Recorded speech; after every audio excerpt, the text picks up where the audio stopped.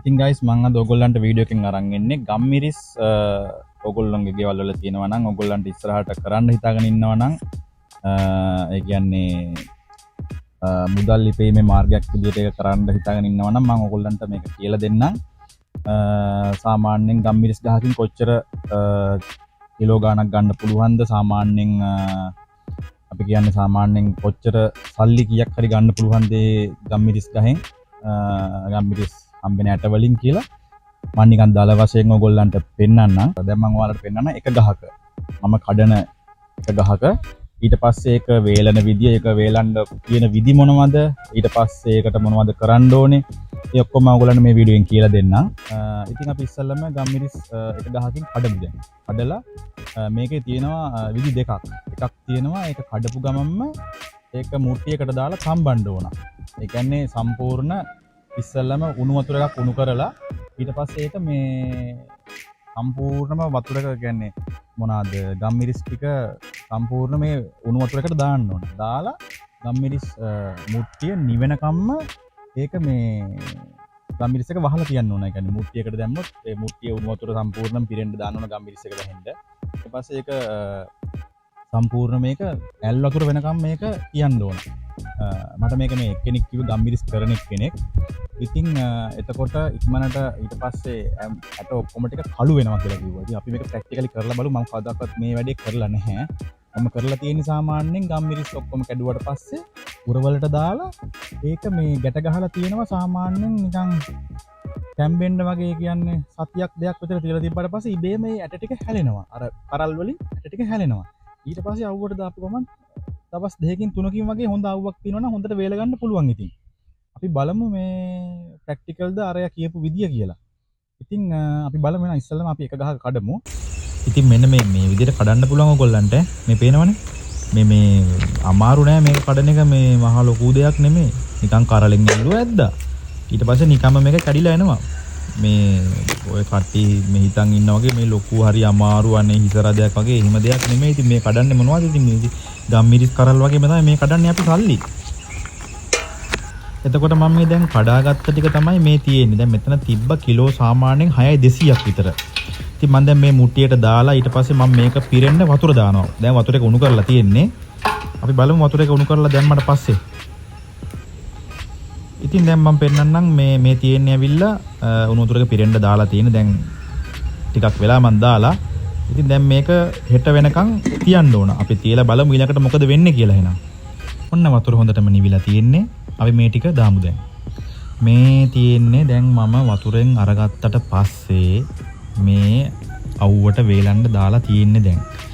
එතකොට දැන් ඔයාලට මේ පේනවා ඇති මේ කරල් වල තාම ඇට හැලිලා නැහැ. ඒ කියන්නේ වැඩේ සාර්ථක නැහැ. මං කිව්වේ ප්‍රැක්ටිකල් කරලා බලමු කියලා. මේක ඒනකට මේක ප්‍රැක්ටිකල් නෑ වගේ කියලා තමයි මට නම් තේරෙන්නේ. ඉතින් දැන් මේක ඉතින් අවුවට වේලෙන්න තියලා තියෙමු. ඉතින් මේ දවස්වල වහිනවා විනාඩි 5න් පාට වහිනවා. ඉතින් සැරෙන් සැරේට ගන්නවා දානවා. ඒකයි වැඩේ. ඉතින් අපි බලමු මේක වේලෙන්න දාලා මොකද තව ඉස්සරහට වෙන්නේ කියලා. අර උණු වතුරේ තම්බලා වේලපු සෙට් එක තමයි ඔයාලා දැක්කේ. එතන තිබුණේ කිලෝ 2.5 කිට්ටු වෙන ගාණක් තමයි එතන තිබුණේ. කිලෝ 2ක් කියලා කියන්නකො නිකමට. මම හිතන්නේ මම දැන් මේ පෙන්නුවේ එක ගහක. එතකොට ඔයාලා නිකමට හිතන්න ගස් 100ක් දැම්මොත් එහෙම එක ගහකට සාමාන්‍යයෙන් දල වශයෙන් හිතන්න සාමාන්‍යයෙන් මෙහි යනවා 2000 කිලෝ එක 2000 ගන්නවා. ඒ කියන්නේ වේලුවට පස්සේ බොල් ඇරලා ඔක්කොම කරලා වේලුවට පස්සේ සාමාන්‍යයෙන් 2000 යනවා. 2200 සමහර වෙලාවට 2500. එතකොට 2000 ගාන හිතන්නකො. 2000 ගාන හිතුවොත් ගස් 100ක් දැම්මොත් එක ගහකින් සාමාන්‍යයෙන් දැන් ওই ගහ සාමාන්‍යයෙන් පොඩි. සාමාන්‍යයෙන් අමු කරල් කඩනකොට සමහරක් වෙලාවට එක ගහකින් කිලෝ 10 15 වෙන වෙලාවල් තියෙනවා. කිලෝ 10ක් ඇවිල්ලා කිලෝ 5ක් ආවා කියන්නකො. 2000 ගානේ ගත්තොත් එක ගහකින් වේලුවට පස්සේ 10000ක් ගන්න පුළුවන් සල්ලි. මේක හැම වෙලාවෙම එන එකක් නෙමෙයි. වෙනකොට හැම වෙලාවෙම එකක් නෙමෙයි. එක අවුරුද්දකට සැරයක් විතරයි මේක එන්නේ. ඉතින් ඔයාලා හිතන්න දැන් අච්චර යන්න ඕනේ නැහැ. ඔයාලා නිකමට හිතන්න එක ගහකින් 2000 ගානේ ගත්තා. ගස් 100ක් තිබුණා කියන්නකො. දැන් ඔයගොල්ලන්ගේ ඇත්ති ඉඩම් වල තව හිස් අතහැරලා දාපු කෑලි ඇති. ඒවල ඉඩ ඇති. පොල් ගස් තියෙනේ ඇති පොල් ගස් වල යටි වගාවක් විදියට මේක දාන්න. එතකොට එක ගහකින් ඔයා හිතන්න සාමාන්‍යයෙන් 2000ක් ගත්තොත් ගස් 100කින්. එතකොට සාමාන්‍යයෙන් 2000ට අර බිද්දු දෙක දැම්මට පස්සේ 2000 නෙමෙයිනේ එක ගහකින් කිලෝ 2ක් කියලා මේ කිලෝ 2ක් කියන්නකෝ. දෙකක් කියන්නේ එකක් 2000යි එතකොට 4000යි. 4000 ගානේ ගස් 100ක් දැම්මොත් එහෙම ලක්ෂ 4ක් නේද එතකොට. ලක්ෂ 4න් සාමාන්‍යයෙන් 4 වෙන්නේ නැහනේ. සාමාන්‍යයෙන් ඊට වැඩි වෙනවා සාමාන්‍යයෙන්. මොකද ගහට කරන්න තියෙන්නේ රුපියල් 100ක් කියලා ගන්න එක ගහක්. يعني එක පැලයක් ගම් මිරිස් එක පැලයක් 100ක් වුණොත් පැල 100ක් ගෙනල්ලා දාන්න රුපියල් 10000ක් යයිනේ. රුපියල් 10000ට වඩා සාමාන්‍යයෙන් නාස්ති කරනවනේ අපි නේද? ඉතින් එතකොට පැල 100ක් දාලා ඉවරලා ඔකට එළු පෝරයි කුකුල් පෝරයි යාරමිලා මාසෙකට සැරයක් වගේ එහෙම චුට්ටක් ඉහලා දාලා පොඩ්ඩක් සාමාන්‍යයෙන් ওই ගහ ලොකු කරගත්තට පස්සේ සල්ලි ගහක් මේක සාමාන්‍යයෙන් කඩන්නේ ගම් මිරිස් කියලා ඊට පස්සේ සල්ලි කඩන්නේ. ඊට පස්සේ සල්ලි කරන්න ඕන. ඕක සාමාන්‍යයෙන් කාටවත් කිසි කරදරයක් නැතුව හම්බ කරන්න පුළුවන් විදියක් ඕක. ඒ කියන්නේ කාගෙන්වත් කිසි කරදරයක් නැහැ. අපිම මහන්සි වෙලා පොළවත් එක්ක හැප්පිලා අපි හොයන දෙයක් ඒක. ඒත් අපිට සාමාන්‍යයෙන් මේ වගේ දෙයක් වරදින්නේ නැහැනේ සාමාන්‍යයෙන් අපි බල්ල මරලා හම්බ කරන සල්ලි නෙමෙයිනේ ඒවා. ඒ හින්දා මේ පුළුවන් නම් try එකක් දෙන්න. ඉතින් මම ඔයාලට තව ඉස්සරහට තව පොඩි කැලි වගේක් තියෙනවා පෙන්නන්න. මම තවත් සෙට් එකක් වේලෙන්ට දාලා තියෙන්නේ. සාමාන්‍යයෙන් කිලෝ 50ක් විතර සෙට් වෙන්න මට සෙට් වෙනවා. සාමාන්‍යයෙන් එතකොට ලක්ෂයක් ආවත් ඇතිනේ නේද? ඉතින් මේක බෝනස් එකක් වගේ සාමාන්‍යයෙන් අවුරුද්දකට සැරයක් වෙන. එහෙම හිතා ගන්න පුළුවන් ඉතින්. දැන් පැල 100යි කියන්නේ මම කිව්වේ. දැන් පැල 100 දැන් හිතන්නකෝ දැන් 4000ට ලක්ෂ 4යි. පැල 1000ක් වුණොත් එම් ලක්ෂ 40යි. කොහොමද ලක්ෂ 40ක් කොහොමද එකපාර අවුරුද්දකට හොයන්නේ නැත්තම්? එහෙම හොයන්න බෑනේ ලේසි නෑනේ.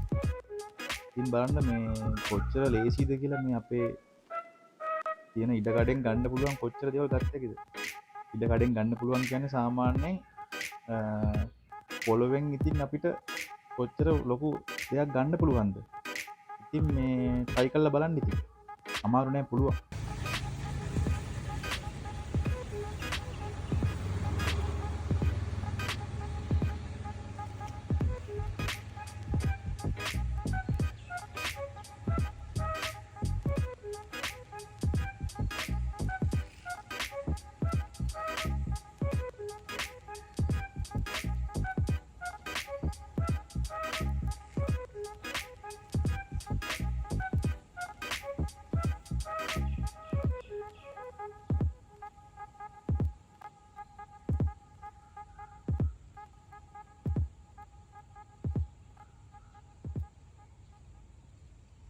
එහෙනම් තවත් වීඩියෝ එකකින් හම්බෙමු මේ වගේ. ගිහලා නම්